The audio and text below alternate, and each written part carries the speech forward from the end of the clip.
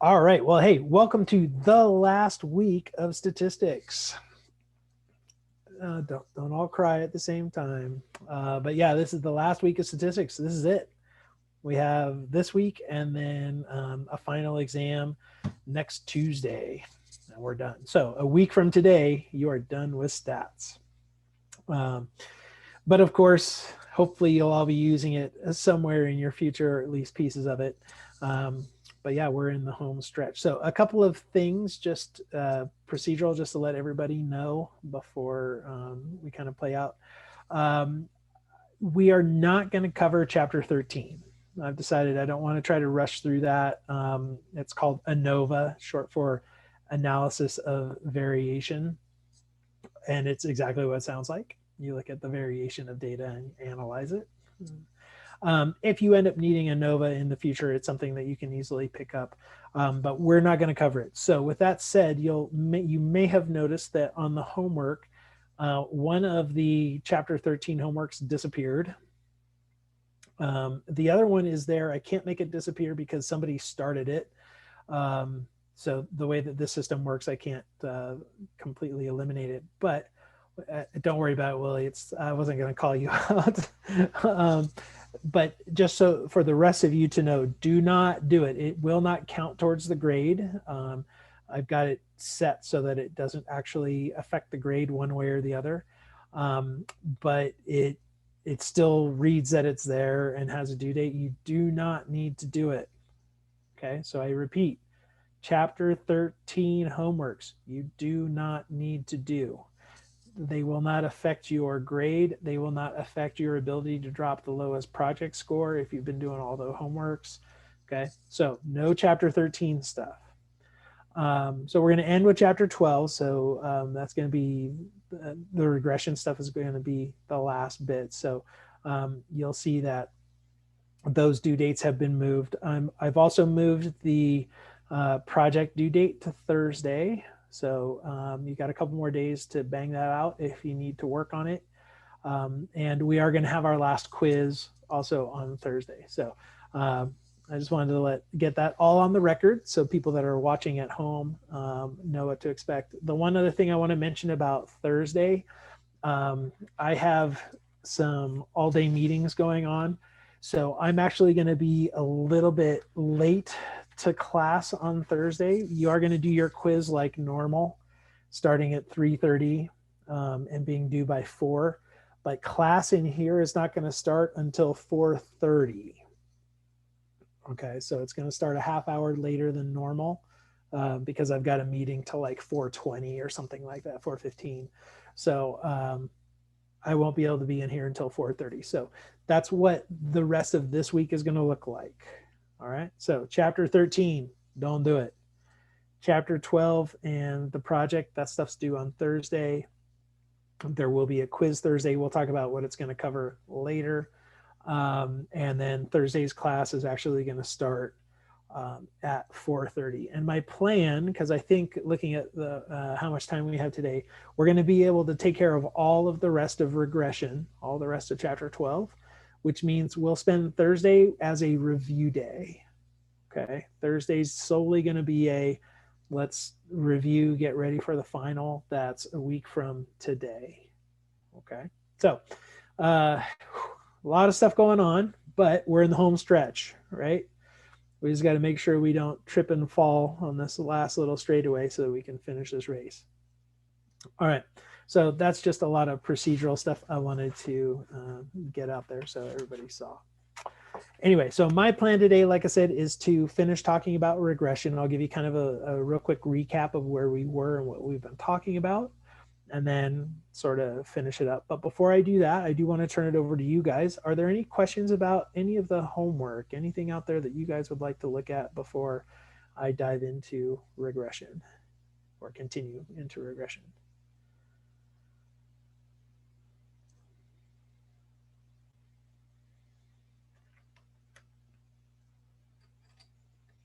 All right, so question 1 and 2, Carson, can you give me a section?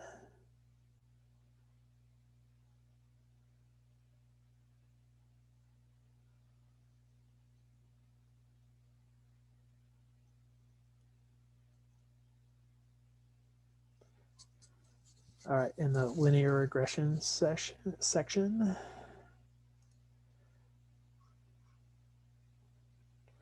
All right, and I'm assuming that's the regular one, not the concept. So let me go ahead and share my screen and let's go take a look at those. So hopefully y'all can see that. So let's go look at linear regression. So we'll start with question number 1. All right, so here's number 1. You wish to determine if there is a positive linear correlation between the age of a driver and the number of driver deaths. The following table represents the age of a driver and the number of driver deaths per 100,000.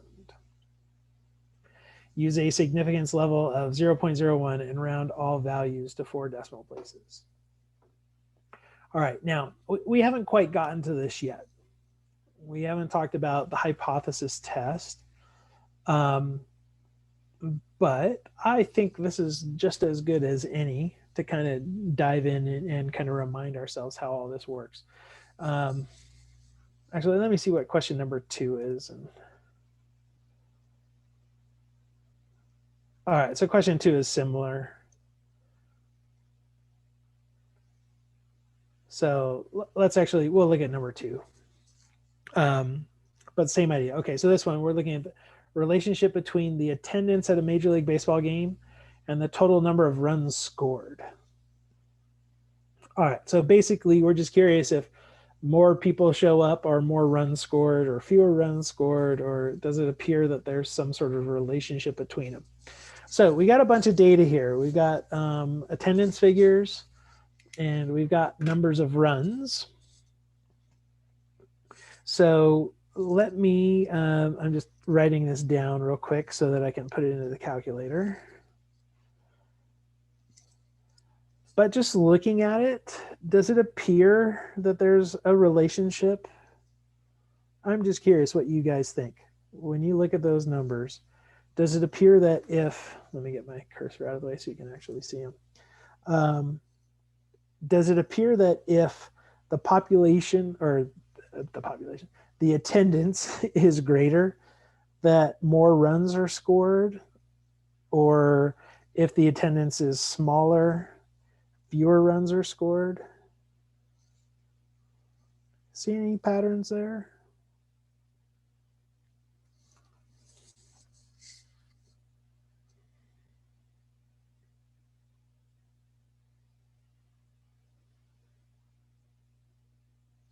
Because I'll say, me looking at it, it's hard for me to see any kind of relationship. Like I've got some really big numbers. Here's some attendance, 57,000, 60,000, 58,000. Those numbers, yeah, 13, 11, 9, 10, those seem on the higher side. But if you look at some of the smaller smaller attendances, 29,000 brought in a lot of runs, 44 brought in a lot of runs, right? So I don't know. It's awfully hard to tell just by looking at data. And that's one of the reasons why we use the plots, why we want to go ahead and draw a graph of these. So let me change my screen sharing to the calculator. And what I'm going to do first is I'm going to put this stuff into my data lists. So I want to save those. You may recognize those guys, L2 and L3. Those were the blood pressures at different ages example that we did last time. So we're going to look at that again. But let me instead move over here and put in the attendance figures and their corresponding number of runs. Okay, so in this guy, L4, I'm going to put the number of people in the stands. And then when I'm done with that, I'll move over to L5 and I'll put in the number of runs scored. All right, so 13 to, I'm actually really curious if they just randomly assign these numbers, because it might be interesting to actually take a season of Major League Baseball, sample some attendance figures. Don't use last year because nobody went to any of the games because of COVID, just to see. All right, so here are those data points. So first thing I'm going to do is I'm going to create a scatter plot. So the way that we do that, just to remind you, up here where it says stat plot, that's a secondary function on this button right here. Let's go ahead and I'm going to turn plot number 1 off because I want to save it, but I don't want to do anything with it right now. Okay, so we turn that one off. And then let's go up to plot number 2. I'm going to turn that one on. I do want a scatter plot. But now I need to change my lists. So I'm going to make attendance be X and the Y be my number of runs. So I believe my attendance was in L4 and my number of runs was in L5. And we'll go ahead and use those marks and the red. So we'll call that good. Real quick, you may be asking yourself, how do I know which one's X and which one's Y? Right? Because when I had my choice of X list and Y list, I said I'm going to put my attendance numbers in for X and my run scored for Y. Let me show you how we know that. So I'm going to go back to the homework here.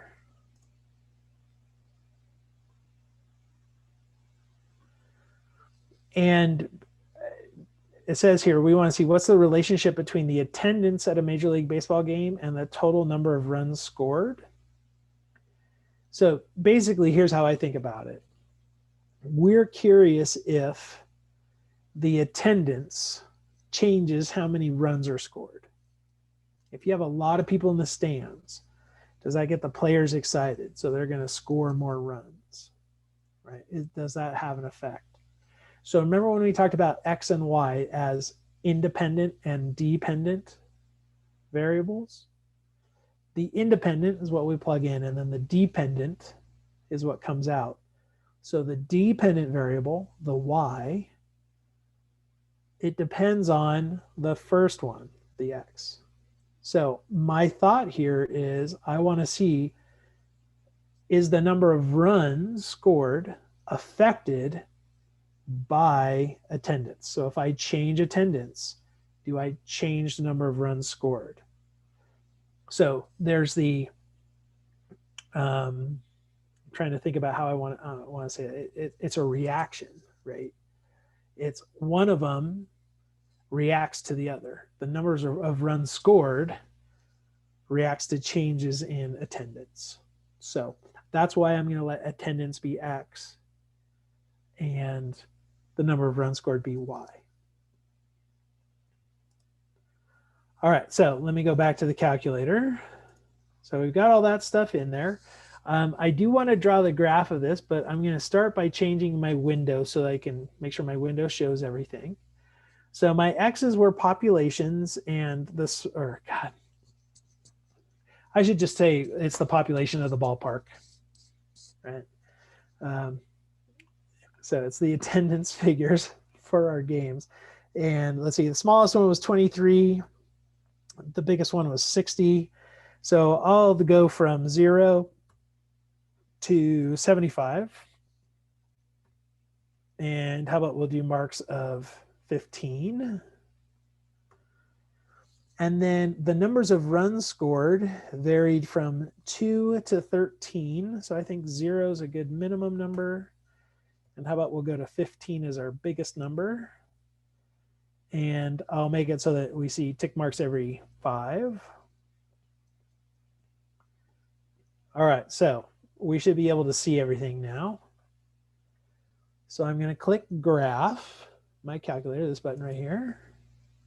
I have a real quick question. I might have been like preoccupied for a sec. Sure, go for it, Ashton. Where'd you get 15 from for the XSCL? Sorry. Okay, so let me go back to that. Okay. No worries. All right, so this one right here, the X scale, I chose that. Oh, just out of random? Just out of random. Okay, Basically, cool. what that's going to do is it's going to put a little mark at every 15. Okay, cool. Thank you. Really, why I chose 15, honestly, is because I know it divides into 75. It's 1/5 of 75, so I'm going to get 5 of them. But basically, you just want to set that in such a way so that you can, when you read the graph, you know what those numbers are. But I just chose 15 because I could have done 5, I could have done 100, I could have done whatever. What you want for that scale is something that you'll at least see a couple of them on your graph, but not too many of them. What's kind of cool about this calculator emulators, I don't know if you see down here, this is the graph that we get. So I can actually talk about it, but notice how there's like the tick mark here, little vertical line, then another. Those are every 15. So this would be 15,000 people, 30,000 people, 45, 60, 75.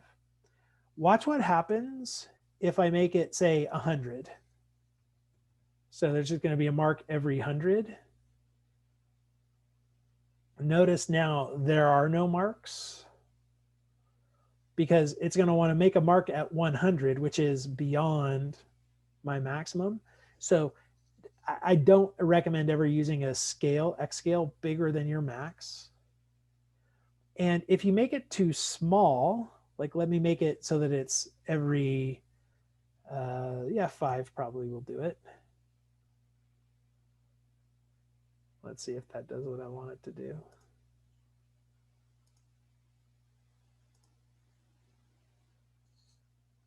No, you can actually see them still. Let me change it to 1.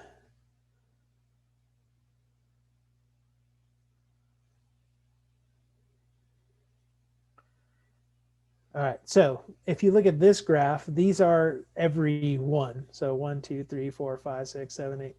And now it's like way too cluttered. It's hard to tell, like, what is this one's X value? If I come down, I have no idea if it's at every 1.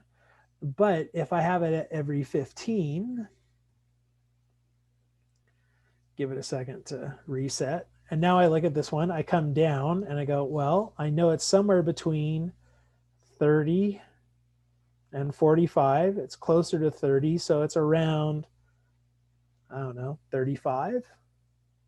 So that's really the whole point of the scale, is just to give you this kind of idea. Okay, so Carson, we haven't gotten to doing the test yet. I haven't done any kind of a test. All I've done is I put the data in, because we need to put the data in to get the test done anyway, but I wanted to draw the graph. So we'll get to that in just 1 second. All right, so now looking at this, let me actually hit graph so we can get it nice and big. Does it appear that there's a linear relationship there? Does it look like those dots form a line?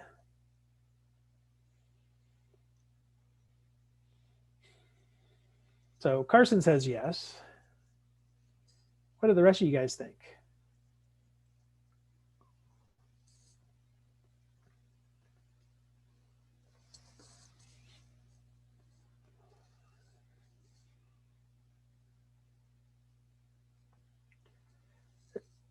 Okay, I actually really like that answer, lady. Lady just put yes, sort of. I really agree with you there. Is there a trend? Oh, absolutely. It definitely looks like we're going upward. But it doesn't look nearly as linear as that example we saw last time when we talked about blood pressure and age with that data. So is there a relationship? Yeah, probably. But it doesn't feel really good. Okay, well, let's talk about this a little bit in terms of what we're going to see when we actually calculate the line.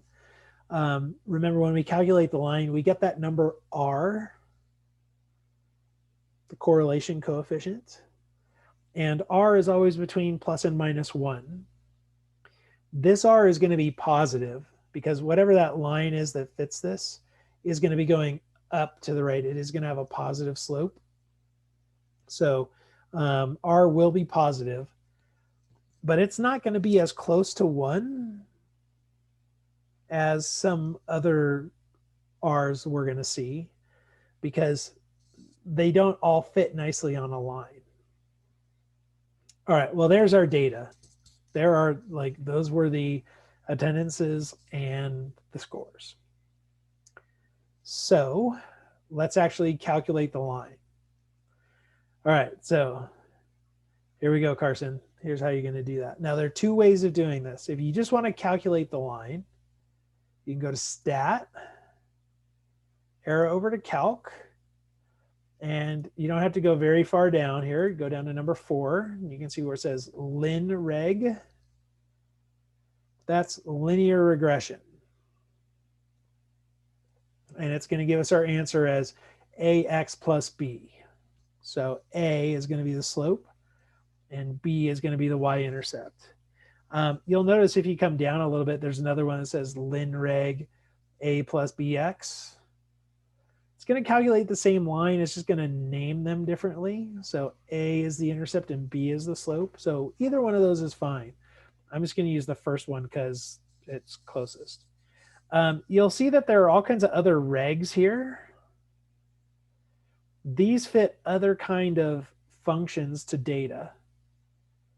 So Lin Reg fits a linear function, so a line. Quad Reg fits a quadratic, which would be a parabola.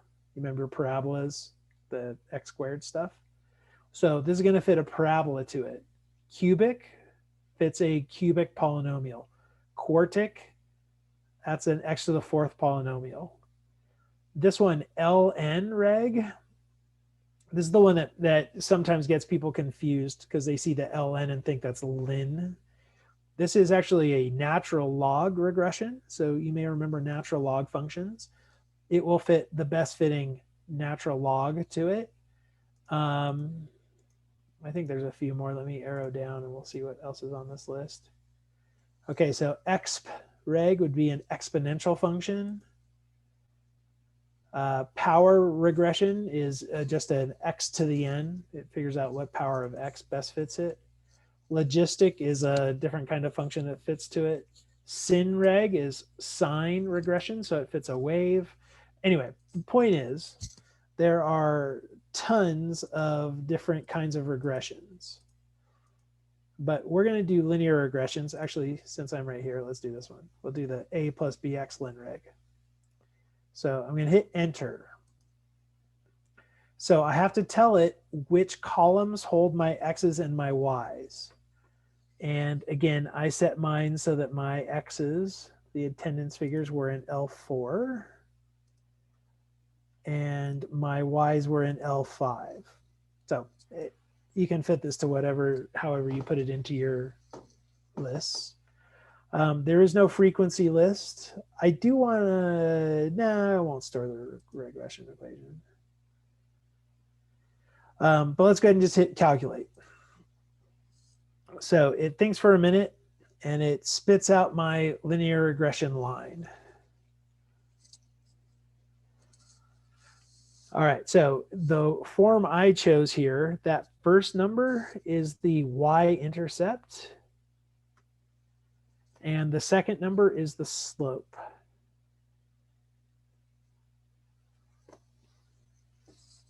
So if all you want is the equation of the line, you can just go right here. Before we actually do the test and I show you the other one, let me draw that line. So I'm going to go over to y equals. I'm going to turn this one off. If you go arrow over the equal sign and hit enter, it'll turn it off. And let me put this new one in. So we just calculated it was 0.72716 plus 0.159925x. Ah, dang it. I hate when I press the wrong button. 716 plus 0.159925. And again, to get the x, you need to press this button right here that says x, t, theta, n. That's your variable button. That gives us our x. So now if I hit graph, there is that best fit line.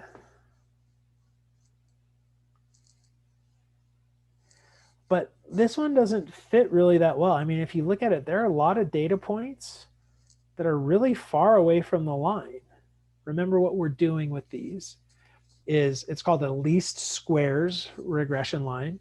So we're trying to minimize the square of the vertical distance from the point to the line. And if this is the one that makes that smallest, it's still not that great, right? But there is this general upward trend. So if we go back to how the lady responded to my question, it was, yeah, sort of linear. Okay, so now let me show you how we can do this using or doing the whole test. So if we go to stat, now we want to do tests. The test we want is not on this front page. So if I go to the second page here, there are a couple that have linear regression. So this one says Lin Reg T Test. This one's the second one says Lin Reg T Int.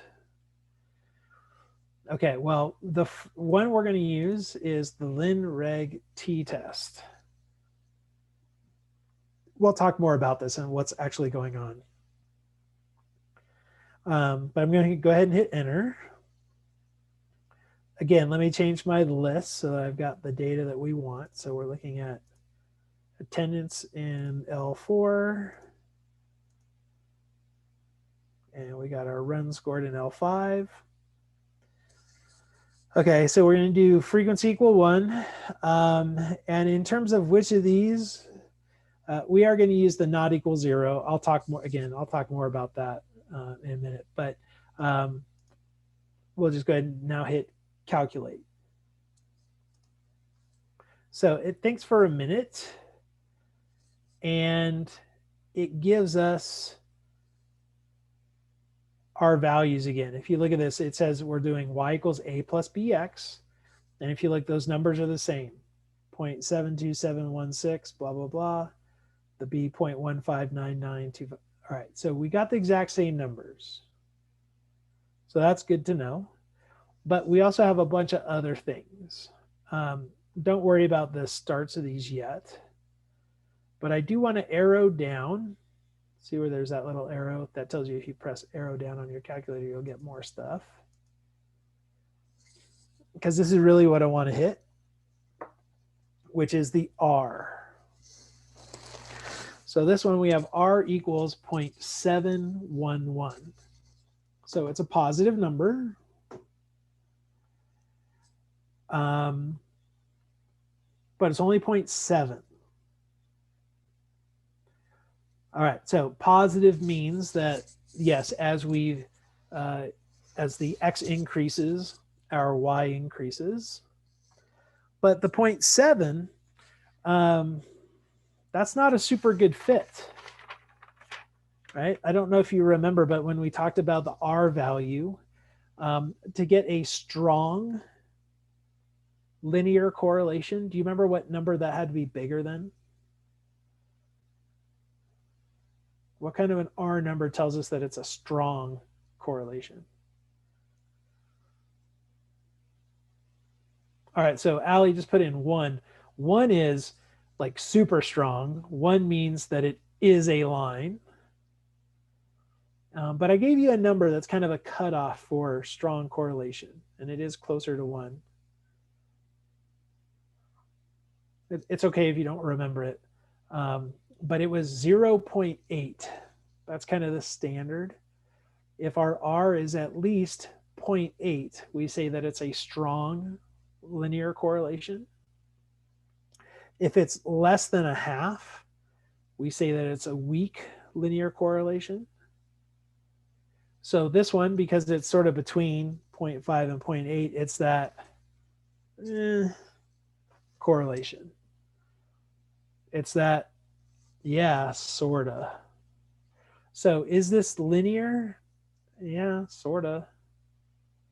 Like, I'm not super strong on saying that it is, right? But it could be worse. It could be a lot worse. That R could be way further away from 1. So that's how you can interpret what this R is. And then the other thing I want to remind you about is R squared. This number, that's the 0.5055866. That's what we call the coefficient of determination. And if you think of that as a percentage, so 50.558%, that's basically what percent of this linear relationship is actually due to X. So what you would say with this one, or the way you interpret it, is you would say around 50% of the variability in run scored, is based on attendance. So it appears that there's probably something to do with attendance in terms of how many runs are scored, but it's not really strong.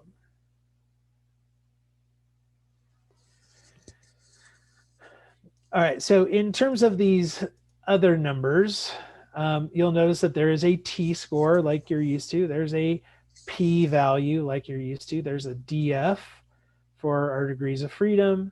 There's an s, which is a standard deviation. I mean, we still get all those numbers. We'll talk more about what that means. And that's what we're going to need to actually answer the rest of this question. So let me switch back to the question just so that you can see what was going on, right? So it said, find the correlation coefficient. All right, well, we got that. That was that 0.7 something. And then the p-value, well, we've got the p-value because we did a not equal, right? And so we will be able to compare that to our alpha. There's an R squared. You know what? Let's just start putting all this stuff in that we found. So I'm not going to show you that window again. I'm just going to transfer those numbers over here. So in terms of the R rounded to 2 decimal places, it was 0.71.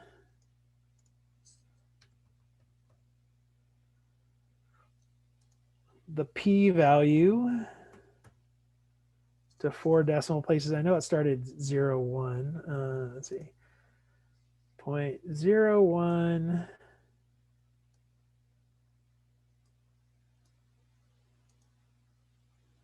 For 2. Okay, so this p is going to play out the same way that we play out any p-value. So let's look at this one. P compared to alpha, is it bigger or smaller than alpha?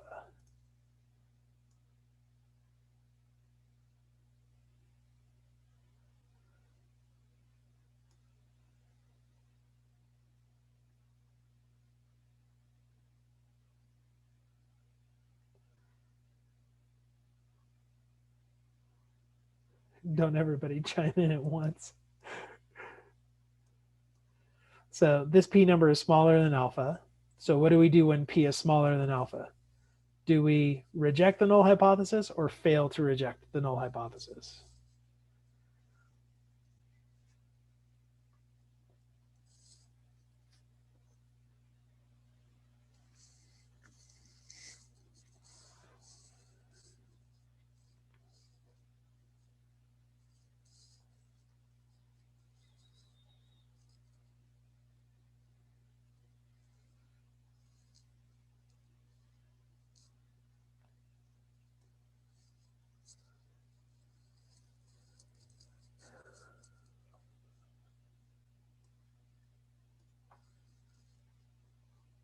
I know somebody's got to remember. What do you do when P is smaller than alpha?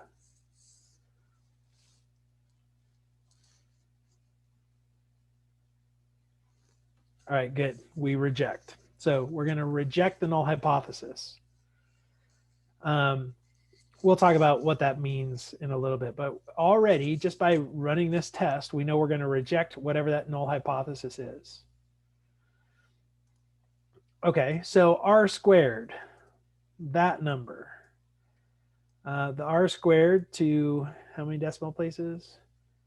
2 decimal places is 0.51.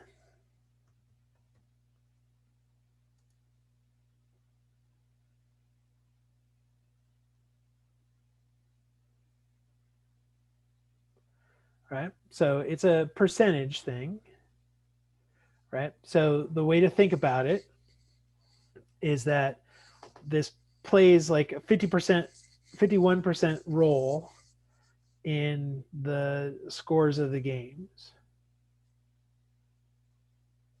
right? So it's not 51% of the games will have average number of runs scored.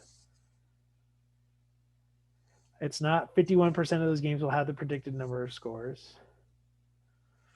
But there's a 51% chance that the regression line is a good predictor for the runs scored based on the attendance of the game.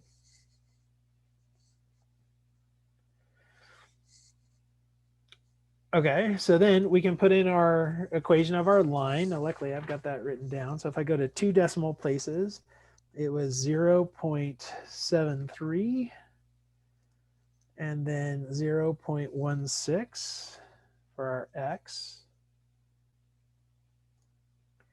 And we can actually now use this to make a guess of how many runs should be scored at various numbers of attendance.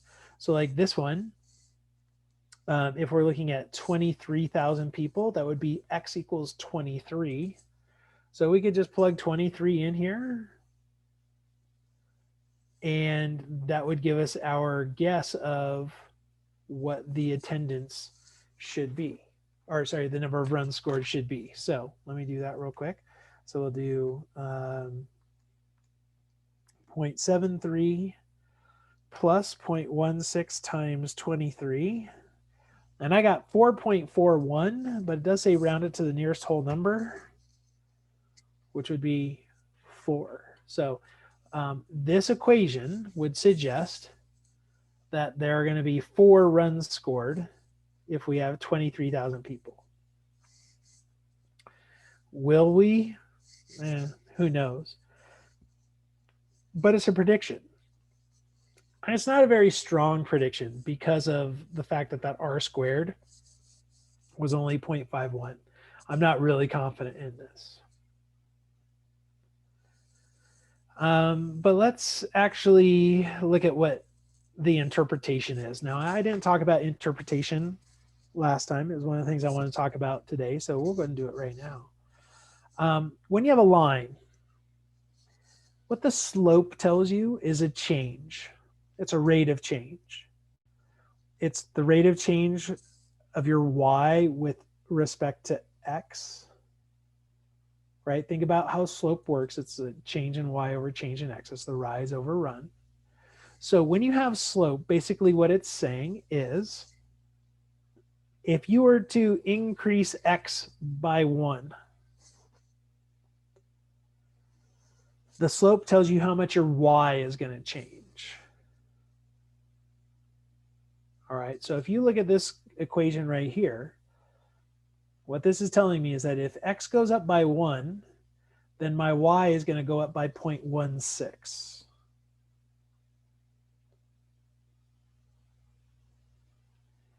And that's what this is saying in terms of the context of the question. Think about what x is. X was my attendance.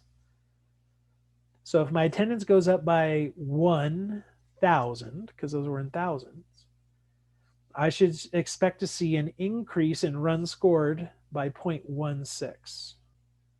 And that's what this one says right here. For every additional 1,000 people who attend a game, there tends to be an average increase of 0.16 runs scored.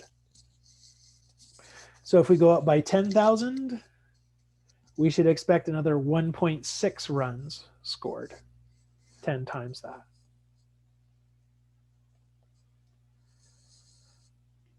All right, so that's what that means. And then if we go to the y-intercept, the y-intercept, that's your value when x is 0. All right, so basically that's just what you're going to get if there's nobody in the stands. You would expect a number around 0.73. And so this one, it would say if the attendance of a baseball game is 0, then 1 run will be scored.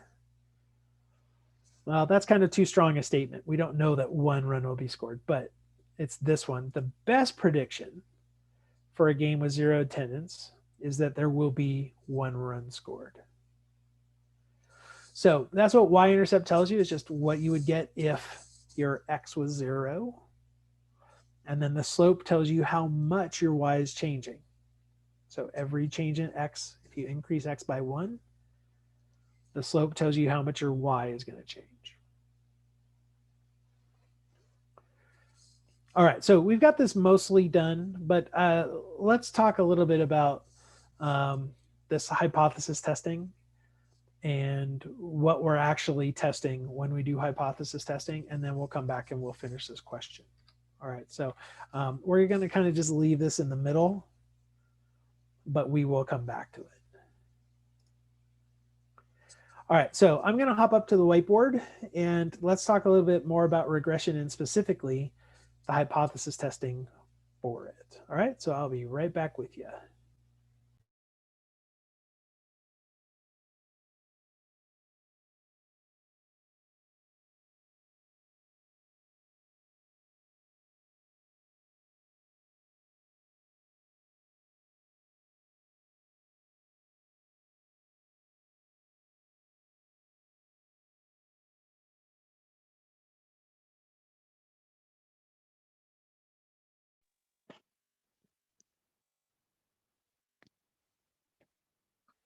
All right, so we kind of just did our little review of how we calculate or how we find the best fit line. It really is just a punch it in the calculator. You never want to do it by hand. It's gnarly. You don't want to do it by hand, especially if you have a lot of points. So use the calculator to do that for you. But now what we'd like to do is talk about hypothesis testing with this, like, how do we know how good of a fit it is? Is it something that we should use? Does it actually seem like it works and all that? And so in order to do that, I have to introduce you to another variable. And this one, it's the Greek letter rho. By the way, it's like a curvy P. But this is what we call, this is the population correlation coefficient.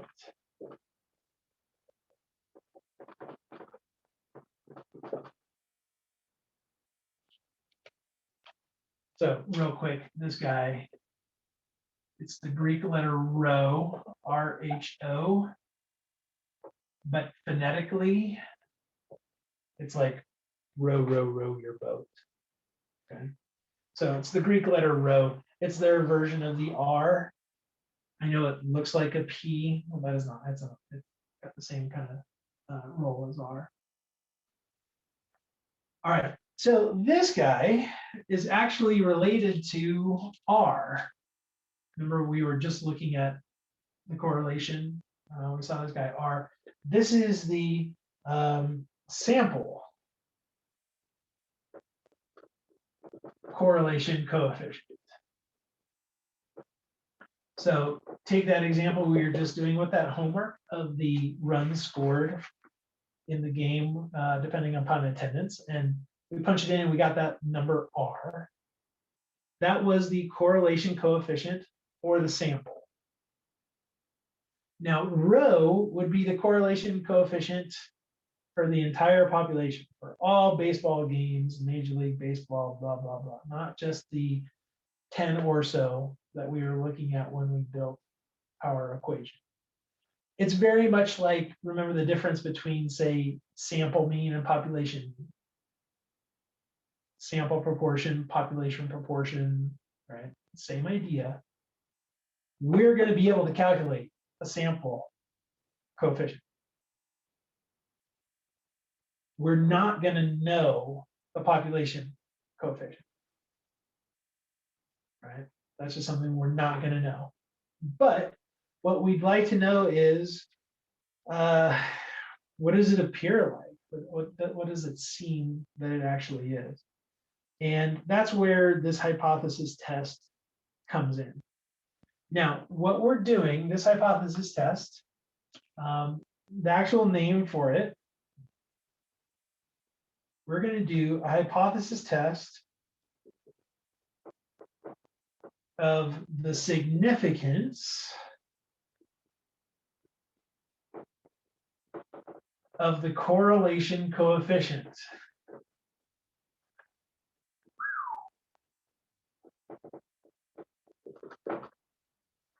All right, so that's what this actually is. Hypothesis test of the significance of the correlation coefficient. So if you kind of just break that down, correlation coefficient, the R. The R is telling us how good the fit is and all that. What we're testing is that R significant? Is it trustworthy? Is it such that we can use it to infer something about this data? Right? It's kind of the same thing that we've done before, right? It's just now we're looking specifically at this number as opposed to before when we had some sort of a null hypothesis. And we went, well, I mean, how do we feel about that? Do we feel like it's likely? Do we feel like it's good? Blah, blah, blah. Right? Well, that's what we're doing here. We're just looking at this guy, R, rho, how significant is it? All right. So what this actually is when we do this is a t-test. So what's going on behind the scenes is a t-test. And it actually depends. So since it's a t-test, we know that this depends upon not just R, but also N. It also depends on how many data points we have. And that should make sense. I don't know how well you guys remember your geometry, but I want you to think about this. Suppose that N is 2, right? I've only got 2 data points.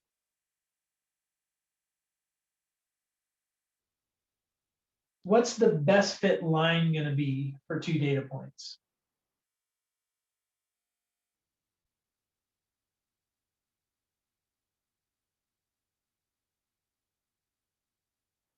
Well, it's going to be the line that connects them. Because in geometry, we have this fact that if you have 2 points, right, point 1 and point 2, they form exactly one line. There's one line that goes through them. So if you only have 2 data points, linear regression is useless. It's completely useless because every set of 2 points is going to have a line that goes through both of them. You're going to get an R of 1. So we need to have more N. Right? In order to do this, you have to have N at least 3. Doing linear regression without N at least 3, don't. It's silly. It's a waste of time. Right? Plus 2 data points never really let you know what's going on. We need to have more. So we are going to do a t-test, but when we do this t-test, it's actually going to depend on both R and Rn, the N value, our N value. All right, well, here's how you get your T value. Now your calculator is going to do this behind the scenes, so you don't actually have to worry about this formula, but I want to show it to you just for completion. Excuse me. So first of all, if it's a T distribution, we need our degrees of freedom. And the degree of freedom for your t distribution is going to be n minus 2. So it's going to be the number of data points minus 2. So hopefully you remember that when you change the degree of freedom, you change which t distribution you have. So it changes your t-score and therefore your p and all that, right? So we need to know degree of freedom. It's always just going to be n minus 2. So it's always 2 less than your data. Well, this is also kind of ties into the why you need at least 3 points, right? So that you have at least 1 degree of freedom. All right, so there's your degree of freedom. And then the t value, it actually comes from this formula. Now, don't ask me why, because I'm not going to talk about it. But this is one of those, if you actually look into it, you do the calculus, you study the math on it and whatnot, this is how you get your t value. So it's r times the square root of n minus 2 divided by 1 minus r squared. So like I said, it depends upon both r and n. All right. So in general, bigger n is better when it comes time to doing linear regression. And bigger n is going to make you more confident about what comes from this. Only trig substitution if you have to integrate this thing, Bruno. And luckily, we're not integrating it. So, all right. So Bruno's in calculus with me, and one of the things he does is this thing called trig sub, which this form kind of gives. All right. So that's how we actually calculate the t. Well, that's great. That's going to give us a p-value, which then we're going to use to either accept or reject the null hypothesis.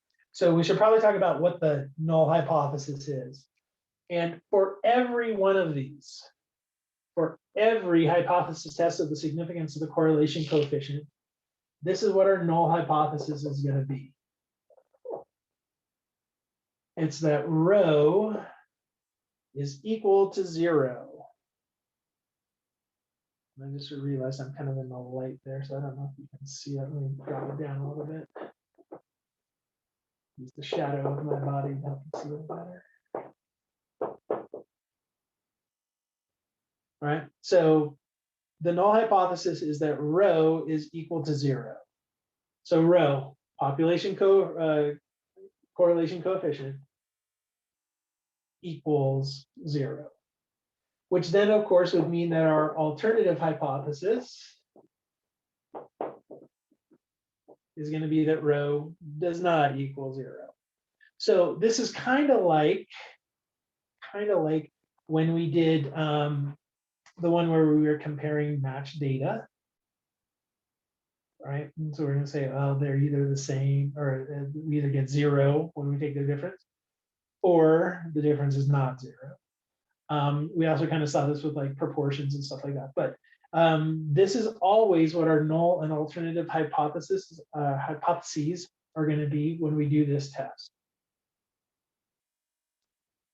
So it still follows the same kind of idea. The null is equals, the alternative is not equal. It's the opposite. All right, now what do those mean? Like, what does it mean if rho actually does equal 0? So we need this just in the context of the problems so that we know what we're saying. All right. Well, if rho equals 0, what that means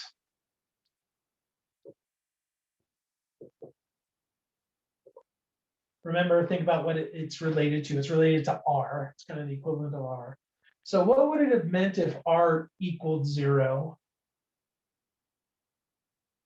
Right? If R equals 1, we've got a line. The data exactly fits a line.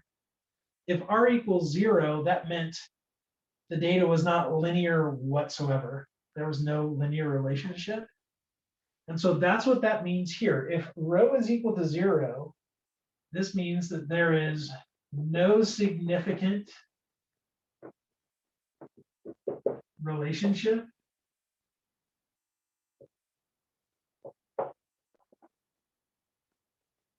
no significant linear relationship between X and Y. Okay, so if rho is equal to 0, it means that there is no significant linear relationship.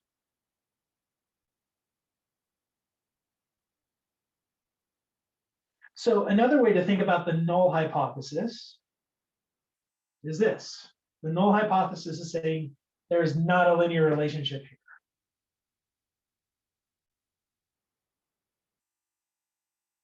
So think about the two things that we can do when we do a test. We can either reject it or we can fail to reject. So if we reject, so rejecting H naught,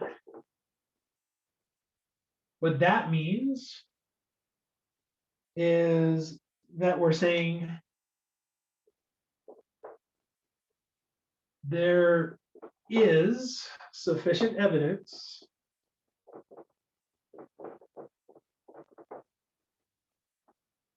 at the whatever level of significance. There is sufficient evidence to suggest that there is a linear relationship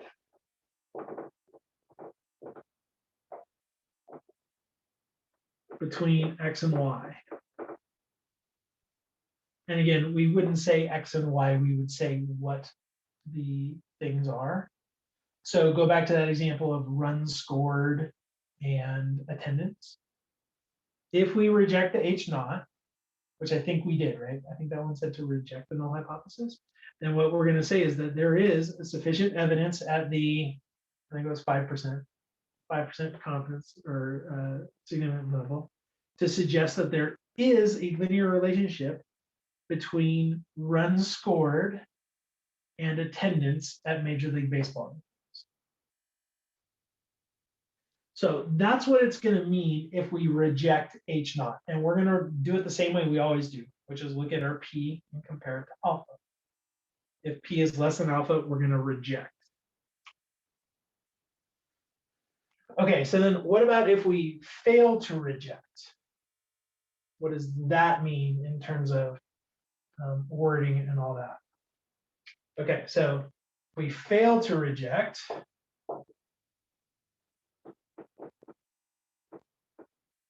what we're going to say is that there is not enough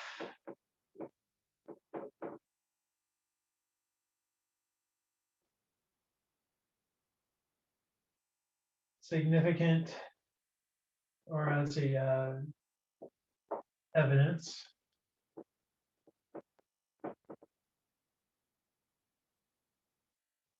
to suggest X and Y are not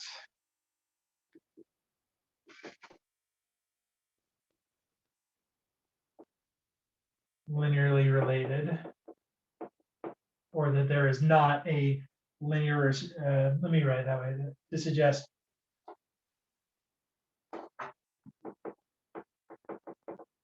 that there is not a linear relationship between X and Y.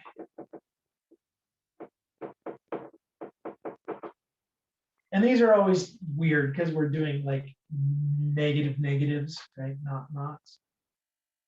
But basically at this point, like we don't know. There's not enough evidence for us to say that they aren't.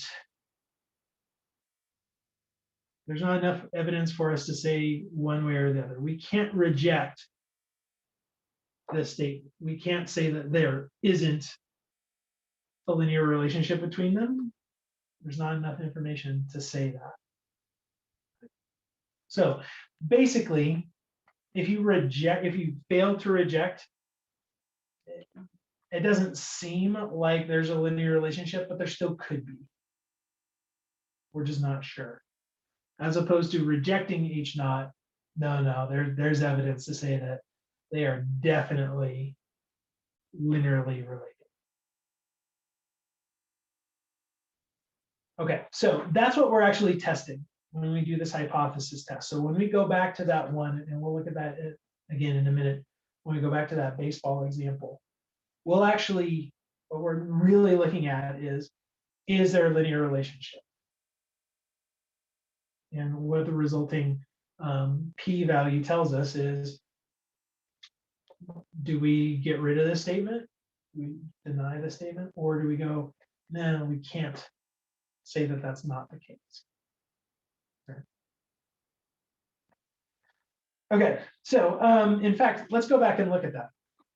I'm going to hop up. I'm going to share my computer screen again real quick.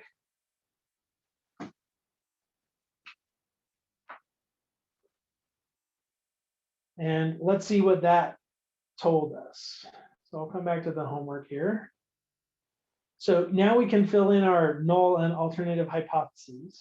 The null hypothesis is that rho equals 0. And the alternative is that rho does not equal 0.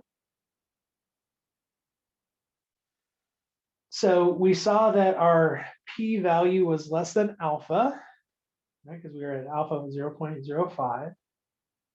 So let's state our conclusion. So we're going to reject the null hypothesis, which tells us that it does appear that there is a linear relationship. So let's see what this is. So this one says there is statistically significant evidence to conclude that there is a correlation between the attendance of baseball games and the runs scored. Thus, the regression line is useful. Well, let's look at what the other statistically significant ones say. Is statistically significant evidence to conclude that a game with higher attendance will have fewer runs scored than a game with lower attendance. That's clearly false, right? We saw that R was positive, so it should be going up. And then this one, there's statistically significant evidence to conclude that a game with a higher attendance will have more runs scored than a game with lower attendance. While that is true, we're actually going to go with option number 1, because what we're actually checking is not, will we have more or less runs? What we're actually checking with this hypothesis test is the linear relationship valid? Is it worthwhile? Is it accurate? All right, so that's what we're going to put for that guy. All right, so hopefully that makes a little bit more sense in terms of what this hypothesis test is actually telling you. Is that regression line legit? And at the 5% level, we're going to say yes. If we were at the 1%, we would say no. Right? So this is one of those where it's a little iffy, but that shouldn't surprise you whatsoever, because again, if you go back and you look at that data, right? You look at this graph, yeah, it's linear-ish, but that's why we were getting a number that wasn't super one way or the other. So let's do this. Let's actually do the test with that data that we put in for the blood pressure and age. So let me just remind you about that. I'm going to do a couple of things here. First of all, I'm going to go back to drawing the graph of it. I'm going to turn plot number 1 back on.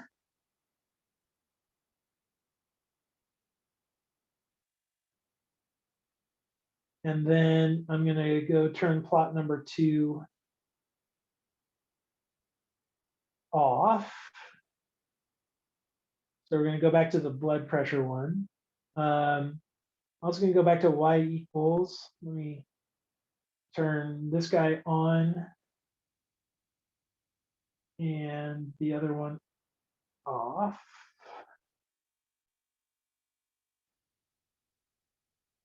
Need to change my windows as well. Don't really remember what those were, but we'll fake it till we make it. I think it was 0. We went 0 to, because the x's were our age. We'll go 0 to 100. I'll make my scale a 25 just to have a number. The y's, I don't remember what the largest was, but we'll go to 200. I think that covered them all. I'll do tick marks to say 50.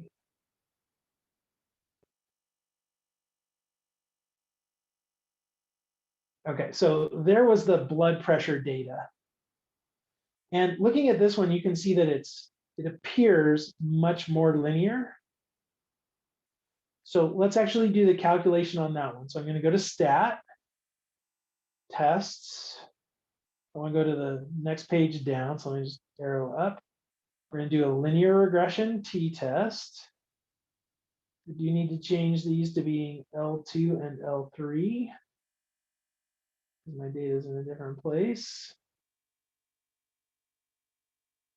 Again, we're going to go row not equal 0.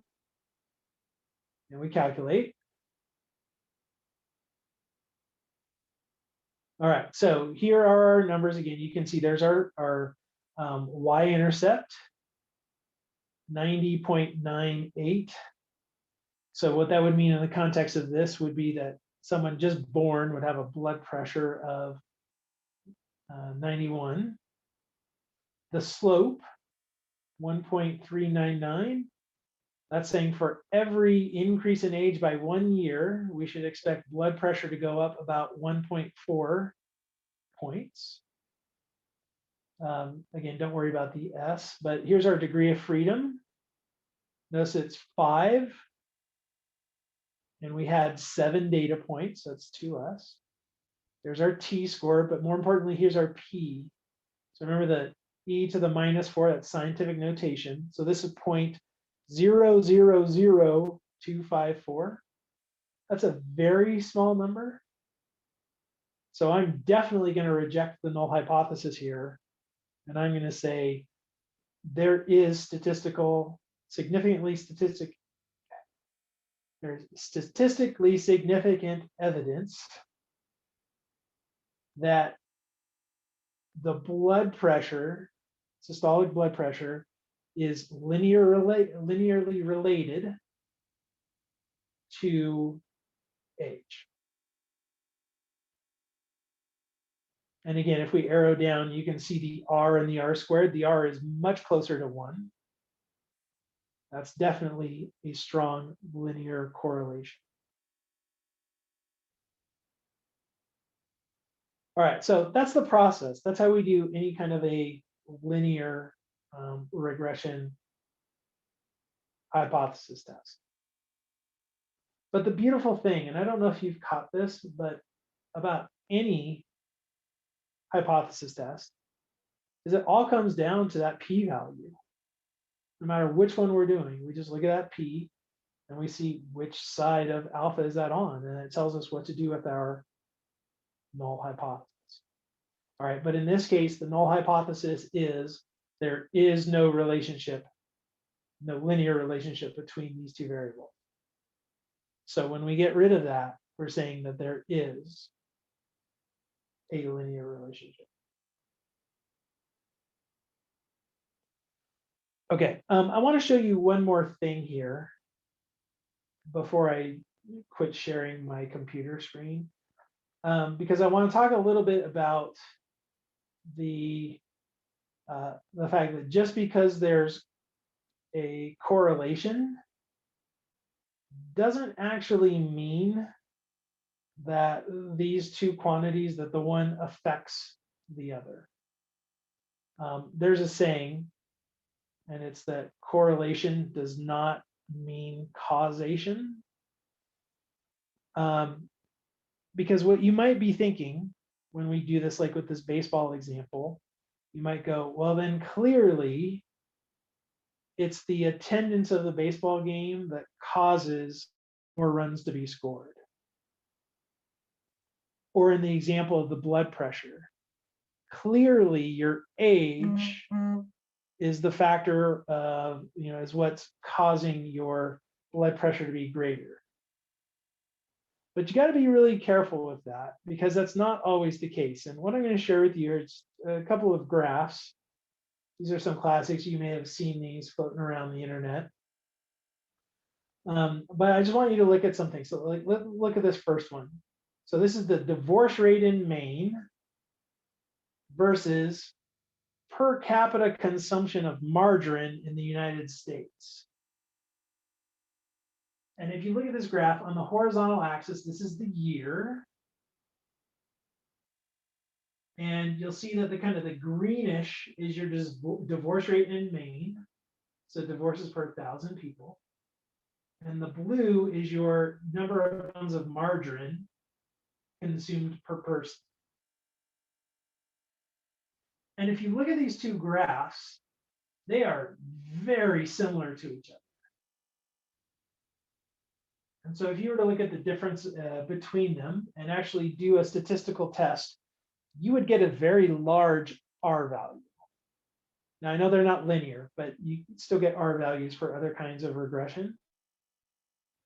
But here's the deal. Do you think that how much margarine people consume actually affects the divorce rate in Maine? I mean, honestly, that's not going to be the case, even though these things are virtually identical.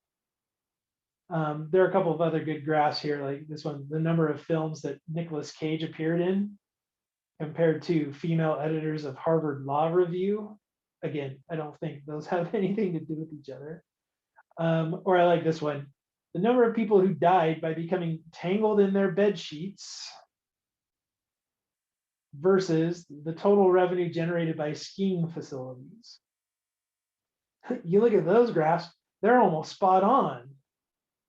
But I promise you that what goes on at Heavenly has zero effect on how many people are getting tangled in their bed sheets and dying in this country,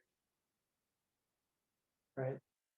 So just remember that just because you get a large R, that doesn't actually mean that the one is the cause of the other, right? They are definitely, there's a good strong correlation, but things can have similar shapes for lots of different reasons, not because one affects the other. All right, so just something to keep in mind. All right, so I'm going to hop back up to the whiteboard just because I want to talk about a couple more things regarding regression. All right, so now that we've seen how to test, a couple more things that are sort of important with this is maybe that one of the questions should be, okay, so what? So I found this best fit line. Who cares? What good is it? Well, really, the reason that we do this is because we want to make a prediction about other values of our dependent variable if I put something in that's not one of my data points, right?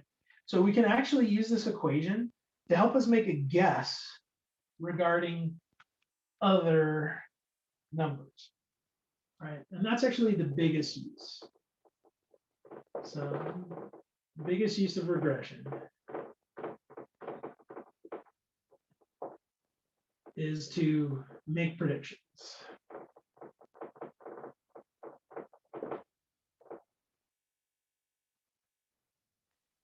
So if we go back to that baseball example,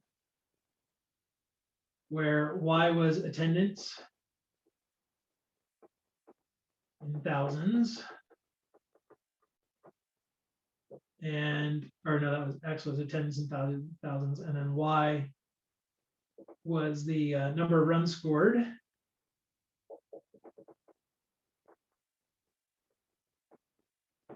Right, we got the equation, I've got it here, it's Y equals 0.73 plus 0.16x, right? And this is now where we can make our guesses. What's going to happen if we have different attendance, right? So, for example, how many runs should we expect if the attendance is, let's go with 37,000.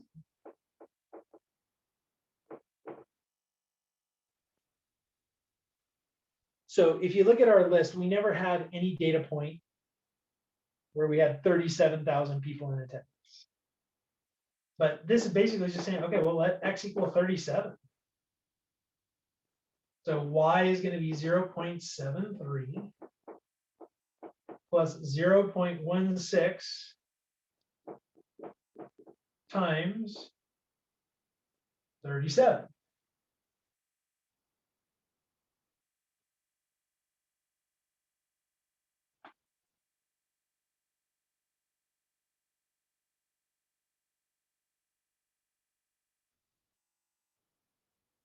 All right, so this is going to be 0.73 plus, I think that's 5.92. I'm going to go with it, which leads me to 6.65 when I add it all together. So this is the total guess, though.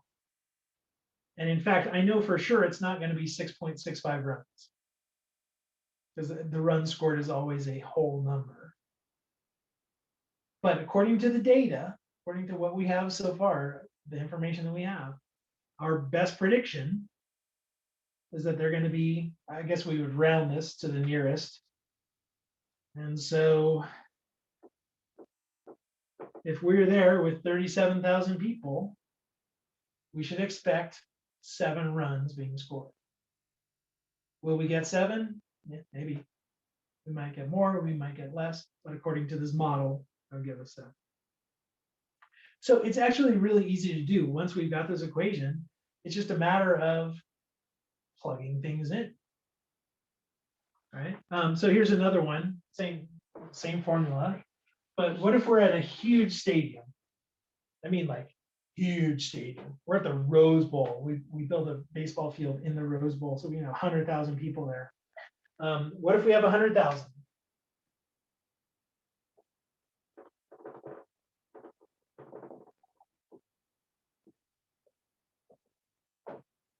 All right. Well, now x is going to be 100. So we'll plug 100 in here. And so we'll get y equals 0.73 plus 0.16 times 100. So that would be 16.73, which again will be good. We'll round it to the nearest whole, which is 17. So if there are 100,000 people, according to this model, we should expect around 17 runs being scored. All right, so is that a good predictor? Probably not. Like honestly, if we're talking baseball, it's my favorite sport. I've watched tons of it in my life. There will be a little bit due to attendance, but there's definitely going to be a limitation on this. So good, bad, yeah, probably not that great. But we already saw that. The R value was just meh. 0.7.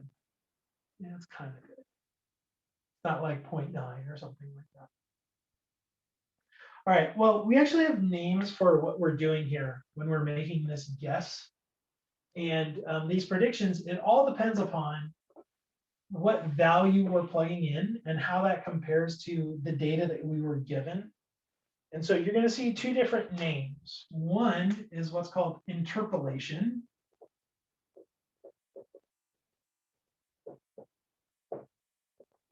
And the other is extrapolation.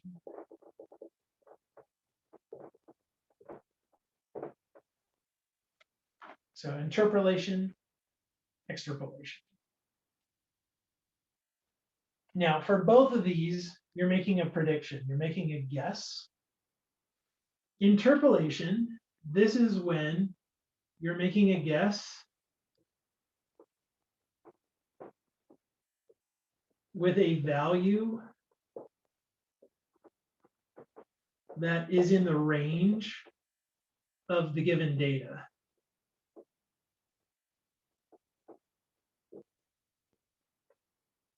So the X value that you're plugging in is within the range of the different X's that you were given. Okay, so that's interpolation. Extrapolation, this is when you're making a guess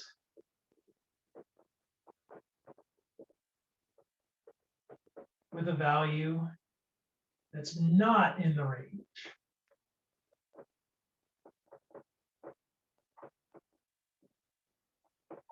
And I gave you an example of each when we did these numbers right here. This guess of the 37,000 people, this one was interpolation. Because if you go back and you look at the data that we had for the baseball games, the smallest attendance was below 37 and the biggest was above 37. So 37 is somewhere in there. The one where X was equal to 100,000 people, that one was extrapolation.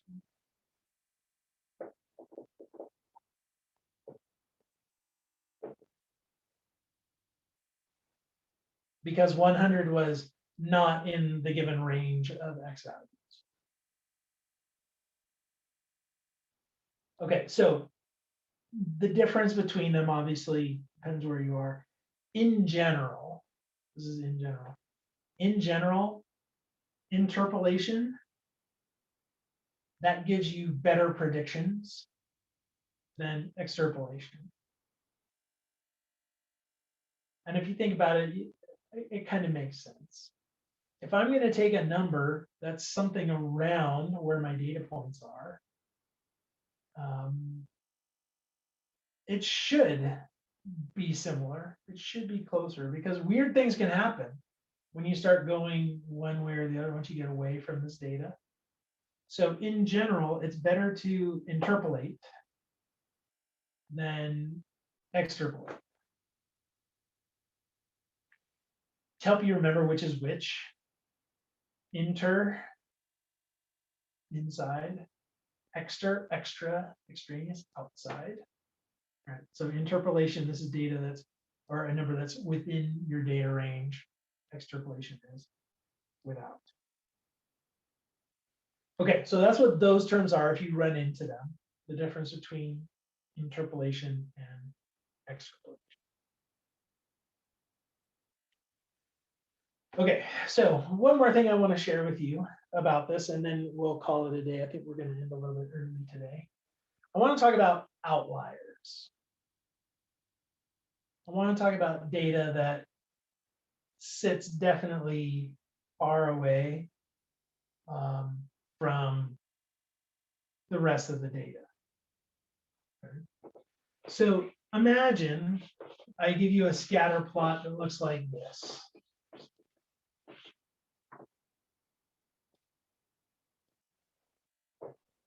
So here are our axes. Let me give you a bunch of X's for our data.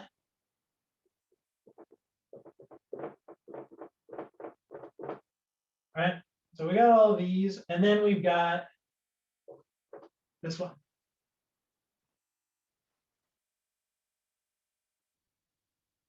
Now, if I cover up this one up here, if I just cover that guy up, the rest of this looks nice and linear. You got to figure there's going to be a pretty good correlation. The R is going to be fairly high, right? It's looking pretty good.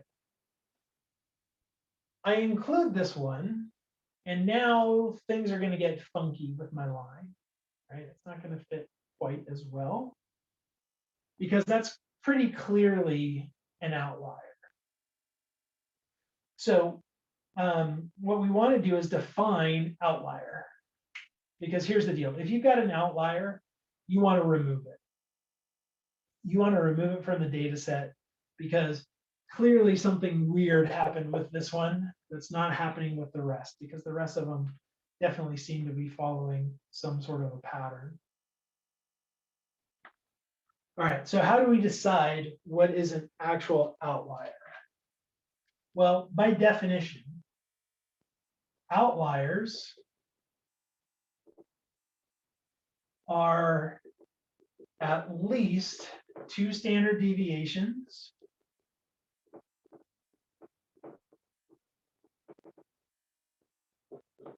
from the line.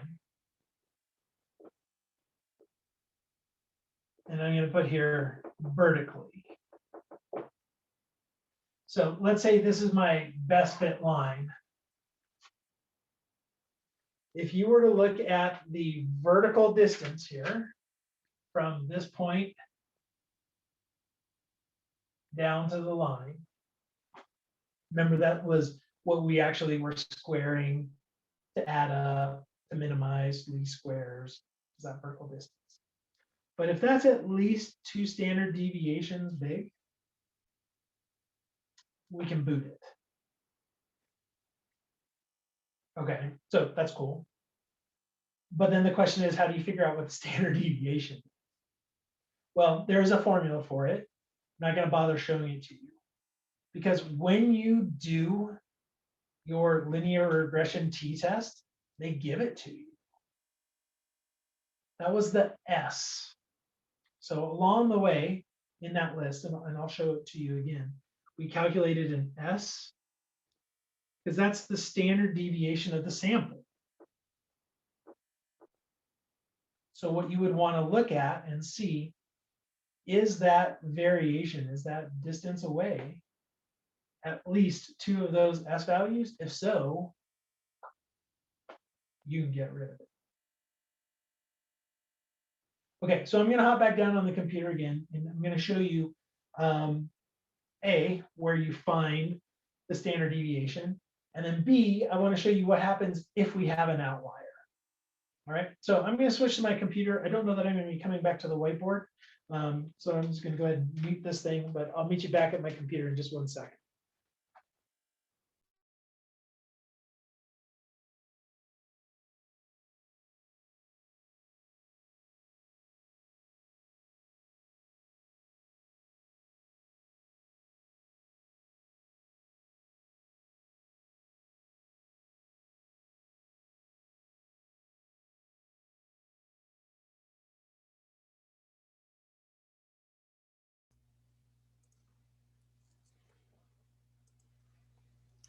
All right, so let me go ahead and share the screen again.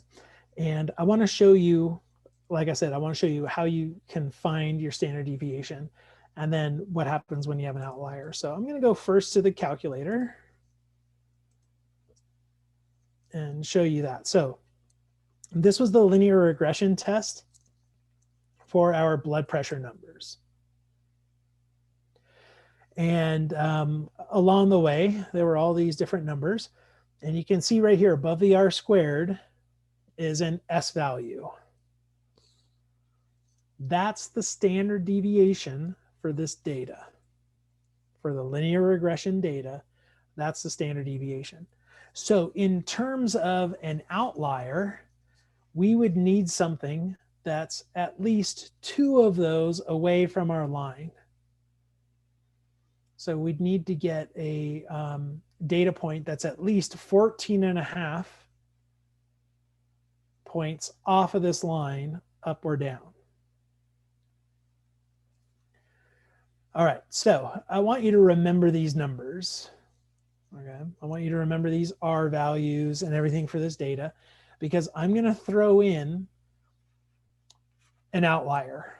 I'm going to give us some crappy values just so you can see how this changes. So I'm going to go ahead and just write them down here so that we've got them. I'm writing down the R squared and the R. I'm not too concerned about the A and the B. More I want to just look at the R, how well it fits. All right, so here's what I'm going to do. I'm going to go ahead and put in an outlier. So I'm going to go to stat. I'm going to edit. I'm going to come back to these lists over here, and I'm going to put one more in. So I need to put in another age. So let's go with a 48-year-old. That's somewhere in there. But let's say that this person has crazy high blood pressure. So let's say that they've got a blood pressure of like 220.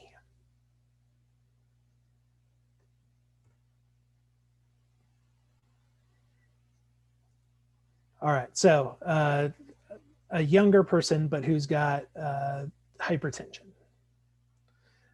Okay, I'm going to change my window so we can look at the graph again. I have to increase my Y max because now I've got a number over 200. So let me go to 250.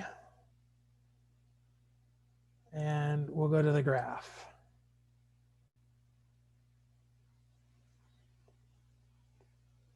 Okay, so there was the original best fit line with the original data, but now our 48-year-old who's got crazy high blood pressure. Oh, by the way, you never want a blood pressure of 220. That's really bad. All right, so there's an outlier. Let's go calculate. Let's go do our test. So we'll do stat test. Let's do our linear regression T test. We're still going to do the same lists. I just have added one more data point to it. And we're going to calculate.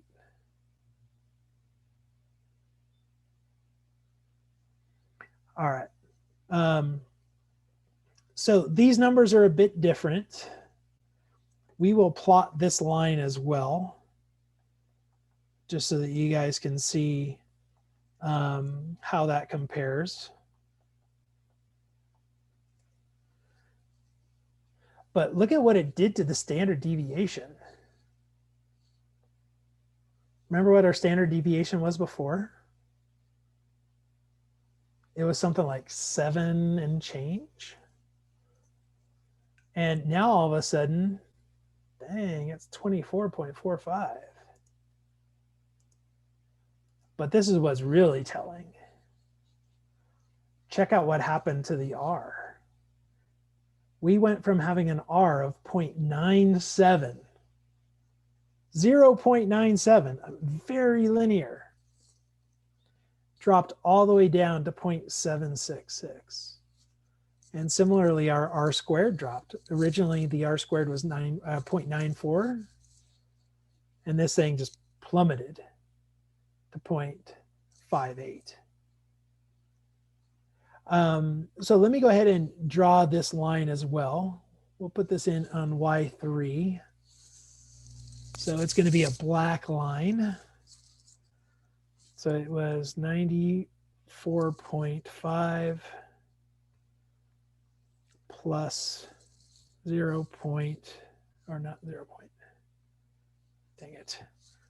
I'm going to try this again. 94.5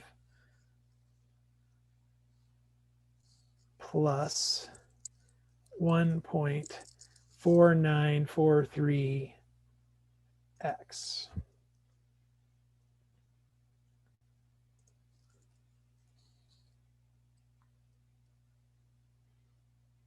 All right, so the blue line was our original best fit line. And now this one extra data point has really caused it to change. You can see that now that black line, look at how many points it actually passes through or is close to. It's not even nearly as good. So when you've got an outlier, you need to be able to recognize it and then boot it out. Get it out of there. So let me show you how you can tell if this is an outlier or not. Now, it might turn out that this is not an outlier with what we've got with our data, but we're going to see. So what I really need to know is what the model would predict for that age. So that was an x equals 48. Let's plug that into the function and see what we would get. So I'm just going to get home here. Let's see, I think we're going to quit. We'll go back to the screen here. So let's see what this would predict if we put in 48. So we had 94.5 plus 1.4943. And we're going to multiply that to 48.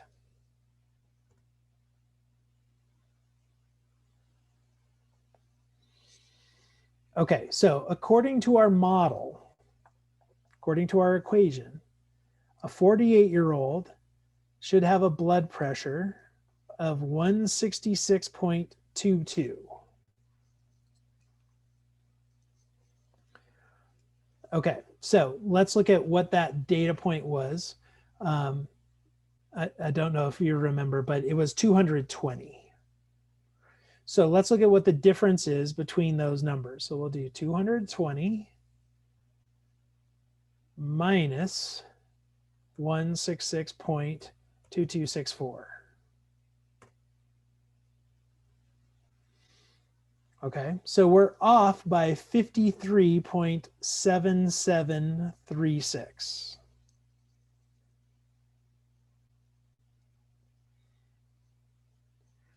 All right, so how does that compare to our standard deviation? Now, the old standard deviation, that's way more than 2 of them, right? Because that was 7 point something. But our new standard deviation was definitely closer to, it was 25 something. I don't remember what it was, so we'll just run the test again.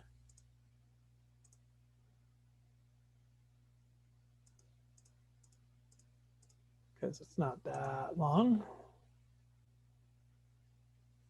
Okay, so there was our new S, was 24.45, right? 24.45.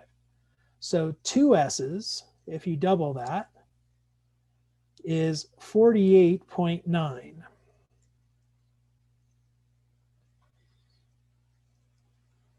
All right, so 2S is 48.9. And if we go back and we look at the difference that we calculated was 53, that's definitely more than 48.9. So that tells me this one is an outlier and I'm going to get rid of it. So that's the process. That's how you get rid of outliers if they show up, and they will. Sometimes they'll show up. Outliers have less of an effect the bigger your N. The more data points we have, the less likely it is that one data point is going to throw everything out of whack. But you still want to do this. You still want to look for outliers, things that aren't fitting the model that you're expecting. All right, so just watch out for those. You may remember we talked about outliers way back when, like week number 2 or something like that. But we had sort of a similar definition for outliers. It just kind of depends what we're doing, how we classify them. But look for a vertical difference that's more than double your standard deviation. If you've got one of those, get rid of that data point and run it again.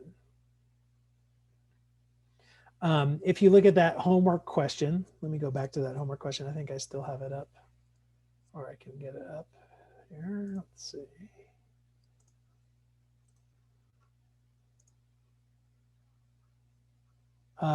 When we did all this data, you may notice that none of them were outliers. Everything was nice and close, so we didn't have to worry about it. But you can imagine maybe there was a game where the attendance was 37,000 and there were 40 runs scored. That's definitely going to be an outlier because it doesn't really match these other guys. So keep on the lookout for them, because if you got an outlier, you want to get rid of them because they will affect your data.